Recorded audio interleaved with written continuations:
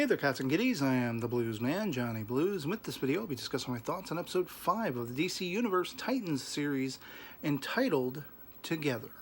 And much as the episode title suggests, this is really the first time we're seeing our main foursome being allowed to spend some time together, let their hair down, sort of get to know each other a little bit better, and I should have found that amazing.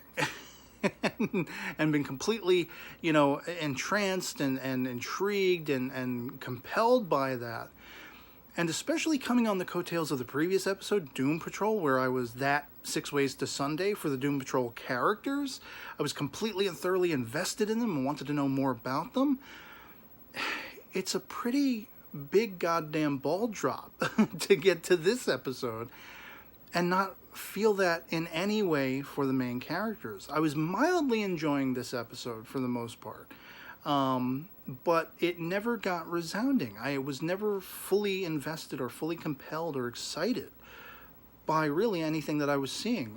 There were moments that I thought were neat and decent, but I don't know. I mean, I have the hardest time relating to these characters, even in an episode like this where they finally do get to be communal and hang out together. And I did like at the start Dick Grayson's taking the lead, taking point, and being like, hey, look, we know this family of blood, this nuclear family, family of blood being a Doctor Who reference, very similar characters from that show, but for all intents and purposes, this nuclear family, we know they've been able to find us wherever we are inexplicably. We don't know, who sent them, other than wanting Rachel. We don't know why they want her and everything like that. So we know they're going to be gunning for us. We know it's only a matter of time before they catch up to us again by some means. So we really need to train. We need to hone our powers and abilities. And step one of that is we have to reveal what we can do to each other. And so I was getting mild flashbacks to the Teen Titans animated series, which I love, because here we had Robin as point man, and leading the team for all intents and purposes. And I was mildly impressed and intrigued by some of the aspects of their actually, doing that, of testing out their abilities with Corey, not Starfire as yet. I was impressed by the aspect of there being, sort of a limit to her abilities. They're not all powerful, even though Starfire is like one of the most powerful, heroines in DC Comics. There is, because of course this show is beholden to, air quotes, realism, there is a limitation. She describes that she utilizes heat and energy from the sun, and so she can do so during the day, not so much at night, unless there's an aspect of solar power battery kind of thing, where it sort of staves off over time when she's not exposed to the sun. Because as we see in this very episode, when the nuclear family comes a-calling at the hotel, Dan Bell should check that place out, by the way, for another dirty room. When they come a-calling and Starfire tries to effectively bring about her abilities, she falls short and has to, utilize her super strength and things like that, and then gets thrown subsequently into the side of a vehicle. So there is an imposed set of limitations. With Gar, with Beast Boy, we have kind of a similar thing where, like, I thought that was sort of buffoonish, because he makes the case that he has to be naked, kind of a la the Incredible Hulk. There is a suspension of disbelief there, like how do his pants stay on even though his physique grows in size super normally and everything like that. And then the one Incredible Hulk movie, I think with Edward Norton, he goes and he finds like these super spandex shorts, so when he grows bigger they'll stay on him and stuff like that. I'm just thinking, we gotta have a scene like that in this show, don't we, where Gar goes and finds the best stretchy material fabric so that no matter what animal physique he turns into, it'll conform to his contours and stay on him, so he doesn't have to be naked all the damn time. But when he talks about that, and of course Dick is like incredulous, like, you mean you have to be naked when you're using your powers? He's like, Gar's like, hey, look, everybody's watching me. This is really awkward for me. I'll turn around, would you? I'll show you my powers, but turn around. I don't want you to see me. Then he runs behind a stack of hay bales. So they wouldn't have seen him anyway. And that's strictly because they really haven't worked out the, human transforming into animal part of the CG animation and everything. And they've only really sort of cursorily, peripherally showed his transforming back from animal form to human form. We've seen it a little bit. They do cutaways, they blur it and everything like that. So it's obviously not a perfect program that they have. So, but I just thought it was somewhat hilarious that he makes a big stink about, hey, don't look at me, don't watch me, and then he goes and hides anyway. And then the fact that as far as those limitations goes, in spite of whatever, producer or showrunner said, something like an article I saw where tigers are his favorite animal. Penguins are my favorite animal, but if I had this ability, I wouldn't stick to only turning into penguins ever, that kind of thing. It seems like it's the one CG animal they have that's green, that looks semi kind of sort of convincing, and so that's what they're going to stick with. He's only ever going to be a tiger, and he's going to have to be naked anytime he is one. Although I did get a kick out of Corey's sort of chuckle when he transforms back and he's like, oops, I forgot my clothes, and Rachel turns away, but then she gets a good look in as well, So there was some characterization and personality to that effect. With Rachel, her powers, obviously there is a grand limitation because it's a complete WTF, she's summoning forth this like dark force and everything that she doesn't control, and that taps into probably Trigon or whatever like that, and there's still that whole aspect of her character and her powers and her abilities and her personality and everything that's still very much enigmatic and still very much unanswered, and that's kind of playing into the overarching plot. So there is an interesting aspect to it, but I don't feel like it's growing or evolving, for lack of a better term, fast enough for me, maybe. I want to know more about it. I want to know where they're going with it. There is talk of this prophecy of, and it was debated between Corey and Dick. Is she going to destroy the world? Is she going to bring about its destruction? Is she going to save the world and stave off its destruction? Which is an interesting point, but let's get to it. Let's find out already, And like everything else in the episode, I thought it was interesting that we have Corey and Dick getting together for all intents and purposes, spending the night together because, of course, we know of their relationship from the comics and everything.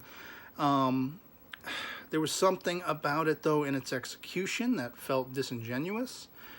And it could have everything to do with the fact that, Corey is not Starfire as yet. Because of her amnesiac quality, it's hard to look on her character as being anything Starfire-esque. Like, I know that's who she's supposed to be. She doesn't know who she's supposed to be. And because of that, she's completely uncharacteristic to anything that would remotely resemble Starfire in any of her incarnations. So it's not for lack of the actresses trying. I really enjoy her. I think she's banging and everything. But I want to see her legitimately portraying Starfire, Coriander. Not Corey Anders, this amnesiac. I don't know who I am. I have powers, and I think this is how they work. And even though in this episode she does spend a little more time with Dick, she spends the night with Dick. Really should have thought better of phrasing it that way. It's true, but I mean, there isn't a legitimacy there. There isn't something. I don't feel connected to her character as I do in most other iterations, whether it be on the comic book page or in the animated series. And I know that this actress is spectacular and would be spectacular the closer she embodies that character. And of course there is a little birdie on the internet who has suggested somewhere, I saw it somewhere, that her character will evolve into that. There were like behind the scenes video clips that were screen capped, and you saw her in a more Starfire-esque costume at one point in an upcoming episode. So I mean, I hope that will sort of hallmark the fact that she's going back to something more recognizable as Starfire, and she'll be that much more likable. I mean, I like the actress, as I say. I think she has decent acting chops. I just don't feel like they're really giving her enough of what I want to see her doing, performing, embodying that character. And kind of similarly with Rachel, like, I like the actress as well. I like the character for the most part, but I just feel like with her characterization, it's been lather, rinse, repeat every single episode. There hasn't been much in the way of growth.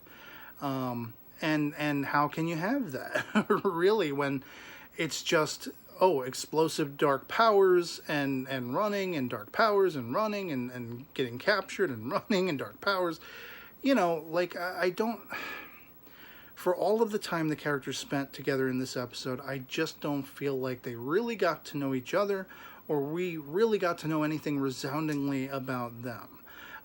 Probably the best moment was between Gar and Rachel when they were just talking, and he was, describing what his transformation ability feels like. He's like, close your eyes, and he goes into this description, and just the playful, personality in that characterization. That's what I want. I want more moments like that between all of the characters, with each other and everything. And I know there is a level of they have to earn each other's trust, and I know, Dick is kind of coming straight out of the gate, having lied to Rachel, saying, I'm going to always be here for you, and then trying to leave her with Hawk and Dove and all this kind of stuff. So he doesn't have the best track record. And so, but that's what I want. That's why I'm watching the show. I want to see the characters getting along, being heroic, being badass. We did get a lot of badass, but badass without personality and without characterization and character depth and relatability is just boring. And that's the thing. I shouldn't be bored when I'm watching them kicking the nuclear family's asses. I wasn't all that impressed with the new dad, by the way, either. It was pretty grateful that they were all short-lived, sort of Running Man-esque, with their heads exploding because they had bombs in them and everything. And I did like, I have to admit, I chuckled when Corey walks into the room and finds them, and she's like, oh man, Dick's going to blame me for this. That was pretty funny. That's the kind of personality I want to see injected more so into this series.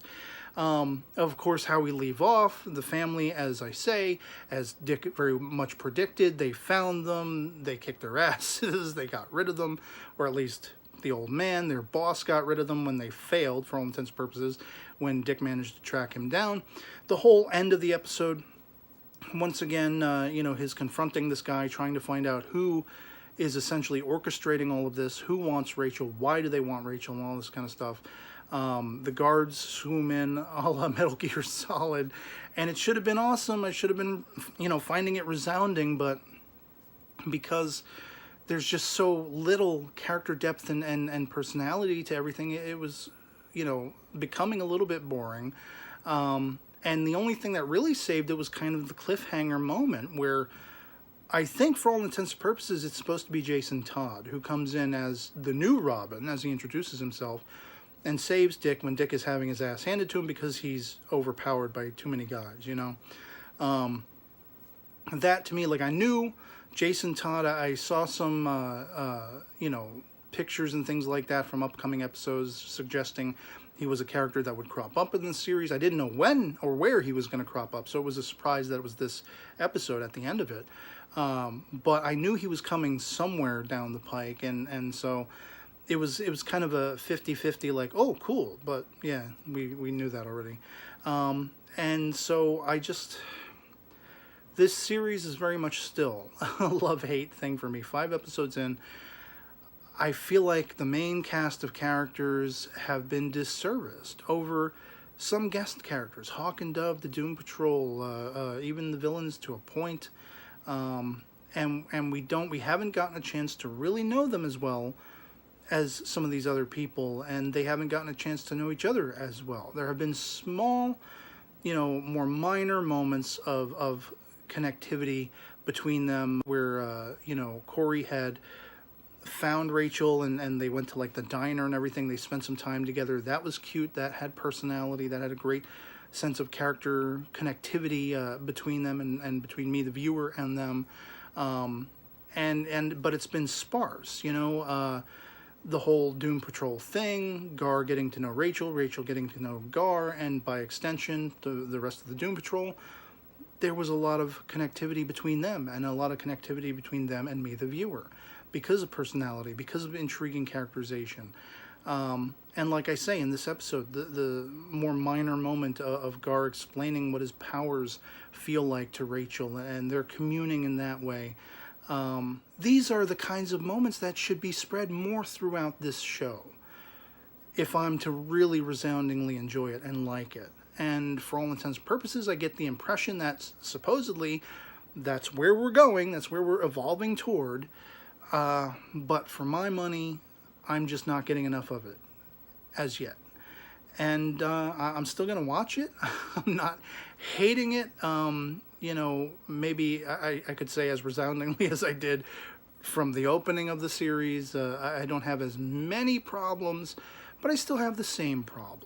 You know, the lack of character depth, the lack of personality and characterization, and characters being recognizable as the characters I know them as.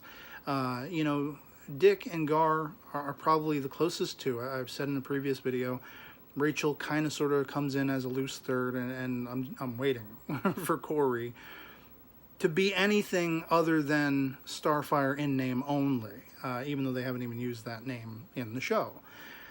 So yeah, that is my thoughts on episode 5 together, and I'd love to hear from you guys in the comments below if you've seen it, if you enjoyed it, love it or hate it. Anything goes in the comments below, as long as you're respectable and respect other people's opinions, my own included, my own especially, since it's my channel. And if you'd like to see content like this in the future, I would love if you would consider supporting my channel by looking at my PayPal contribution link, both in the description and the comments below, where you have options you can look into as far as sending a monthly contribution, a one-time only kind of thing. You can send me a personal message alongside a contribution requesting topics I may discuss in the future, or for potential shout-outs or anything like that. And anything you saw fit to send my way would just be 2 thumbs up for me. And so that'll be pretty much it for me on this. Hope this video finds you well, and I'll catch y'all later. Peace.